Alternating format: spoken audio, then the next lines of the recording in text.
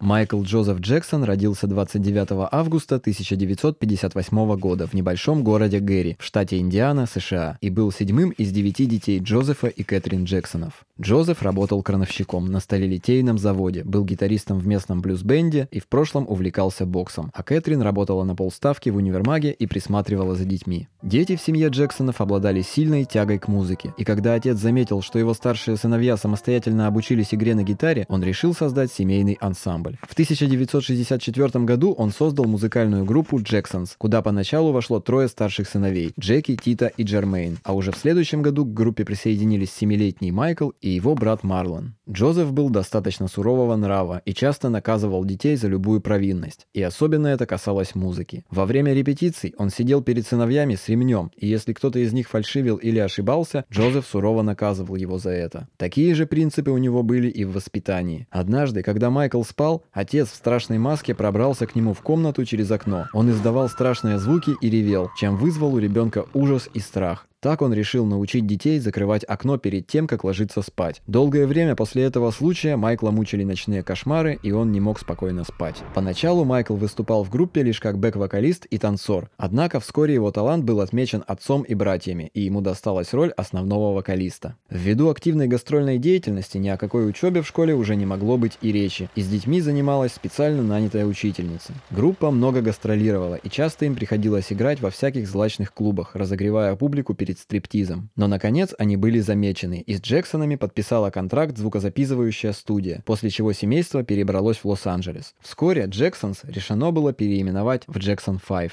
Группа очень быстро набирала популярность, и в 1970 году их песни стали попадать на первые строчки американских музыкальных чартов. Особенно среди всех участников коллектива выделялся Майкл, чей вокал, манера танца и поведение на сцене сильно привлекали внимание публики. Но это никак не повлияло на отношение к нему отца. Он по-прежнему придирался и отпускал колкие шуточки по поводу широкого носа сына, называя его обидным прозвищем «Большой нос». Начиная с 1973 года успех группы начал постепенно падать, и 14-летний Майкл решил попробовать себя в качестве сольного артиста. В течение последующих 4 лет он выпустил 4 альбома, которые были оценены критиками весьма неплохими отзывами. В 1978 году Майкл Джексон снялся в кинопостановке мюзикла по сказке «Волшебник из страны Оз» в роли Страшилы, и во время съемок он познакомился со своим будущим продюсером Куинси Джонсом, благодаря которому впоследствии увидели свет самые знаковые альбомы Майкла Джексона. Первый из них назывался Off the Well и вышел в августе 1979 года. Альбом разошелся мировым тиражом в 20 миллионов копий, был удостоен премии Грэмми и принес Майклу мировую известность. В ноябре 1982 года свет увидел самый знаковый альбом Майкла Джексона «Триллер», который был удостоен 8 премий Грэмми. На одном из концертов в 1983 году во время исполнения песни «Билли Джин» Майкл Джексон впервые продемонстрировал свою знаменитую лунную походку, что вызвало в зале неописуемый шквал восторженных эмоций. 2 года спустя «Триллер» был включен в Книгу рекордов Гиннесса как самый продаваемый альбом всех времен. И этот рекорд не побит и по сей день. Альбом многократно переиздавался, и сегодня в мире продано уже более 110 миллионов его копий. В 1984 году на съемках рекламного ролика Pepsi Джексон оказался в опасной близости от работающих пиротехнических устройств, и его волосы на голове загорелись. Майкл получил сильные ожоги, и перенесенный организмом стресс спровоцировал развитие наследственной болезни витилиго, нарушающей пигментацию кожи. Это привело к необходимости в дальнейшем наносить усиленный грим и избегать солнечного света. После этого он решился на несколько пластических операций, в результате которых его нос стал узким и острым, а на подбородке появилась ямочка, как у Джона Траволты. Майкл Джексон всегда славился тем, что огромную часть своих доходов жертвовал на благотворительность и помощь нуждающимся. И вместо того, чтобы получить от компании Pepsi многомиллионную компенсацию за полученные ожоги, решил совместно с ними открыть детский ожоговый центр. В августе 1987 года Майкл Джексон выпустил альбом Bad. Общее количество проданных копий альбома составляет более 45 миллионов. Кстати, для исполнения своего знаменитого антигравитационного наклона во время исполнения песни Smooth Criminal Майклом Джексоном была запатентована специальная обувь с прорезью в каблуке, который зацеплялся за небольшие штыри, выдвигающиеся в нужный момент из пола сцены. Такой вот фокус. В 1993 году ему были предъявлены обвинения в развращении несовершеннолетнего мальчика, но дело было улажено Джексона во внесудебном порядке, и все обвинения с Майкла были сняты. Однако эти разбирательства сильно подкосили психическое состояние певца. В последующие годы Майкл Джексон выпустил еще несколько альбомов, также пользующихся большой популярностью, но переплюнуть успех прошлых альбомов ему так и не удалось. В 2003 году Джексону пришлось предстать перед судом по обвинению в растлении несовершеннолетних. После длительного судебного разбирательства он был полностью оправдан. На услуги адвокатов Джексоном была потрачена сумма, превышающая $100 миллионов,